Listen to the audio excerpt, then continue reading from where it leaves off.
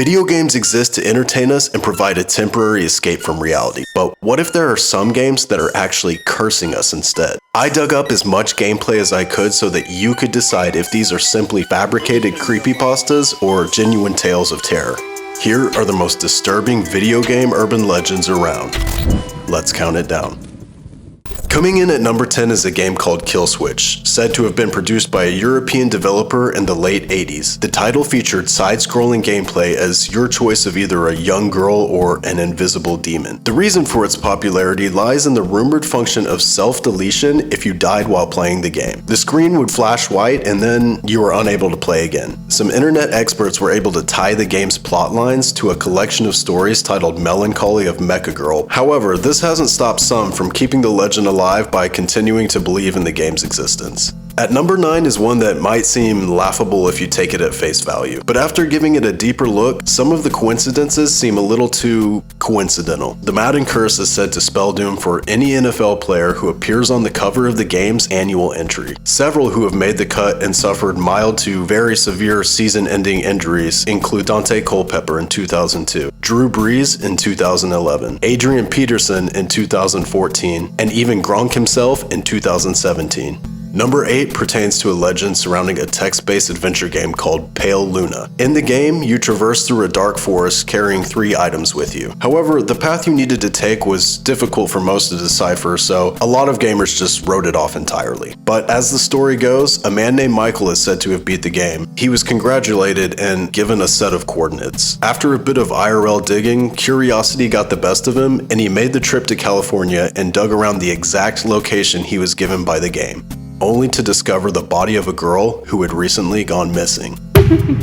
Our lucky number 7 is all about numbers. One of the most popular open world games of all time and a personal favorite of mine, Fallout 3, features several in-game radio stations. Under some very specific circumstances, one of them becomes a number station. These are things that exist in real life and have been tied to use for nuclear retaliation and doomsday scenarios. However, in the game, you hear a series of numbers, Morse code, and the song I Don't Want to Set the World on Fire. The internet was quick to decipher and found troubling messages including "The Queen has died today" that contained code matching the day Queen Elizabeth died, and "Accident in the Gulf, several dead," which had numbers relating to the BP oil spill. Number 6 is a game that at first glance seemed like an average walking simulator, but it quickly revealed its nightmarish nature. A YouTube channel called Obscure Horror Corner revealed that they had obtained a link to a game on the dark web called Sad Satan. As the gameplay progressed, disturbing images and distorted sounds started to present themselves. This included real audio recordings of serial killers being interviewed and even demonic depictions. Adding to the legend, this would be the last video on Obscure Horror's channel before it mysteriously stopped producing content.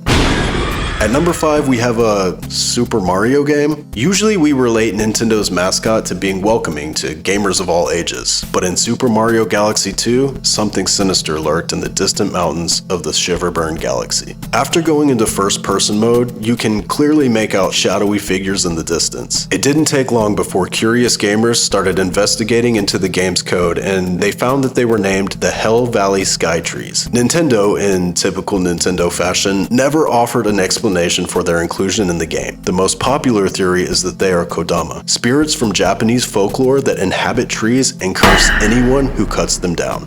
Number 4 is a myth that's existed nearly the entirety of Minecraft's massively successful lifespan. Tales of a Steve lookalike named Herobrine with glowing white eyes started to spread as early as the pre-release version of the game. He's said to appear without warning and wreak havoc in servers in ways that include creating odd structures and even attacking players. The game's devs have even joked about having to remove him from the game, which only served to fuel the fire and keep the legend alive. Kicking off our top 3 is a classic that has evolved into a giant within video game folklore. Centering around the already dark and bizarre follow-up to Ocarina of Time, this legend spawned from Majora's Mask on the Nintendo 64. Our story follows a guy named Alex who bought a copy of the game at a garage sale. When he went home to play the game, however, Alex found it to be extremely glitchy, and he was constantly being followed within the game by a statue of Link. He discovered that the statue was a spirit named Ben who claimed to be the previous owner of the game. Ben explained to Alex that he had tragically drowned and that his ghost had began haunting haunting the game's cartridge. Even though Alex has publicly backtracked on his account of things, it's become so big that many believe there's still truth to be found in his story. At 2 is admittedly my favorite on our list. This phenomenon is said to have affected children in Japan who played the original Pokemon Green version in 1996, and the cause has been linked to one specific thing: the haunting song that plays within the town. It's composed of binaural beats, emitting high frequencies that can dramatically impact the way people feel. As a result, over 100 children who played the game unalived themselves. And look, Lavender Town is already creepy enough on its own. It's essentially Pokemon's version of a cemetery, and for the first time it blurred the line between Pokemon simply feigning and actually dying. This, coupled with the influence of the song, created a theory that the suicides around this time were due to the game.